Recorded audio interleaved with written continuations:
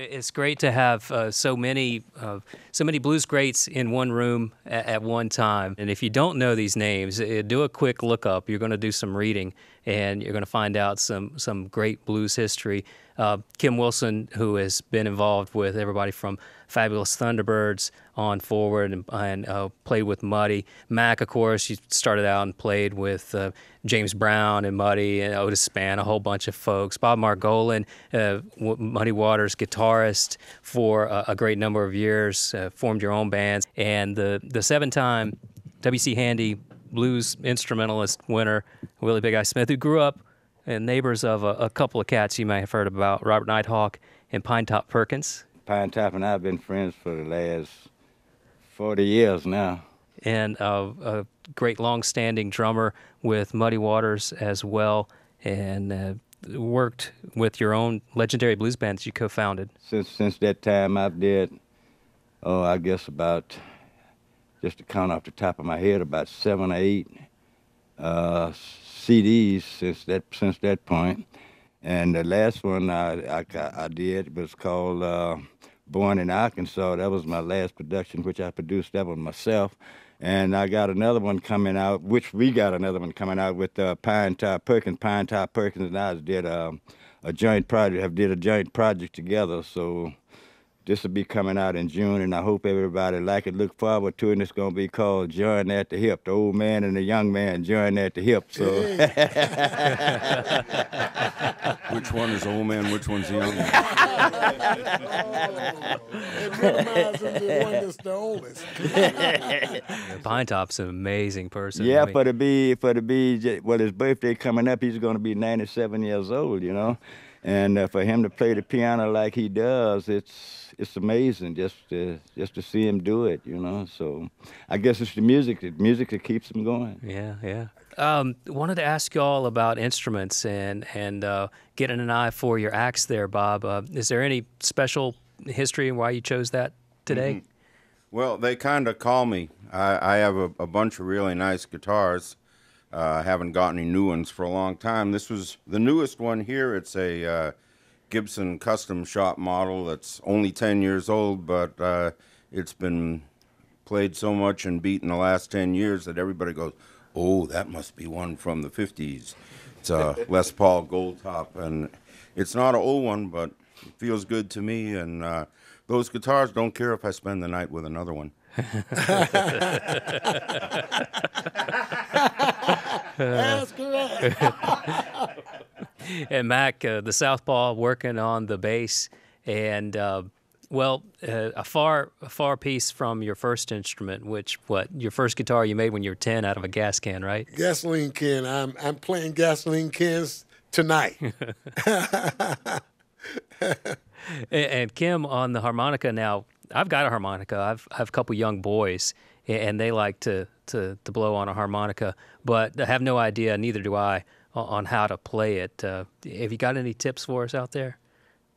Just play it a lot. Uh-huh. Just play it a lot. Get comfortable with it. Make it like breathing to you, you know, and find it. There's really not, I remember people used to always trying to get technical with me about it, and it really, when I heard James Cotton playing on that Soul Survivor, there's certain different positions you get into, and I just realized at that time that my harmonica didn't have those notes, so I had to figure out the notes, you know what I mean?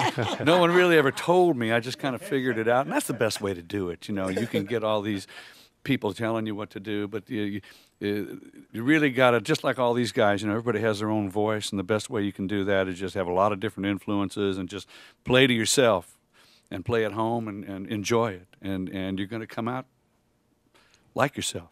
Yeah, all right. And then Willie Big Eye Smith on our own kit, definitely a handy drummer to have in anybody's band, I would dare say. Thank you. Where did you get the nickname Big Eyes? Muddy. It was in the 70s, you know, so we had, everybody in the band had a nickname except me, you know, so Muddy, when he started to introduce anybody, I was pretty much always last besides Pinetop, so he introduced everybody. Everybody had a nickname like Luther, Guitar, Junior Johnson, We had Samuel Lawhorn, you know, we called him Lowhorn and all of that, you know. Then we had James Madison, which was Pee Wee Madison, you know. So everybody had a nickname but me. But meanwhile, we was doing a concert that night, and when he introduced everybody, the crowd was going wild. So meanwhile, he got ready to introduce me, and I'm just sitting here, just like I'm looking at you, you know, and I'm just sitting there looking at him, waiting on him. He looked back at me and he said, I got to call you something, you know.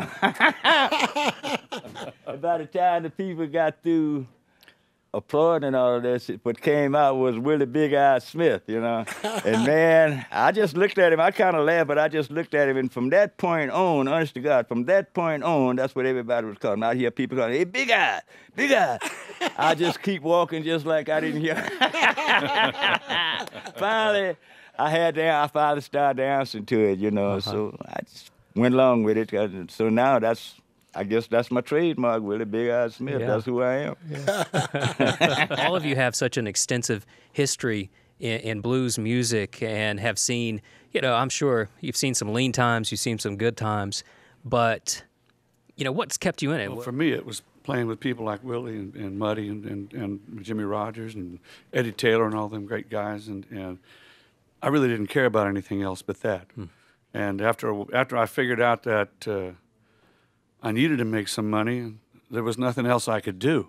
I didn't know how to do anything else. You know, what am I going to do? Reschool myself to go at my age? No. So basically, it's just let's make the best of it. Let's enjoy ourselves and try and surround yourselves with people that are on the same page that like this stuff as much as I do.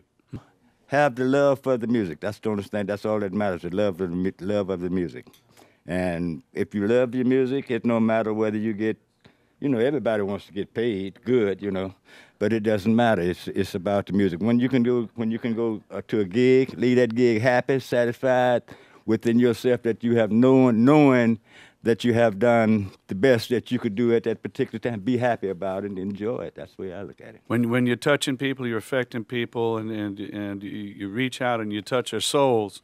That's something that's about as close to God as you can get. Well, you know what I mean? Well, music is spiritual. You know, once I hit the bandstand, I'm playing. Basically, I forgets about everything else except what I'm doing at the time is music. You know, it could be a house full of people, no matter what. I don't even see them. Until they start keeping up noise, I don't even see them. And when they start keeping up noise, I know I must be touching soul. So when I touch their soul, that touches my soul. Yes, so yes. I mean, it's really a thing that I can't, out of all of these years, I still can't describe it. So it's got to be spiritual. There's a lot of thrills to be had from this music. Like Kim said, playing with some of the great ones who are your teachers and inspirations is a thrill that you can't duplicate. And like Willie says, when Kim is playing boogie woogie on that harmonica, nothing else matters and nothing hurts. That's right. That's good. That's still true. That's nice to hear.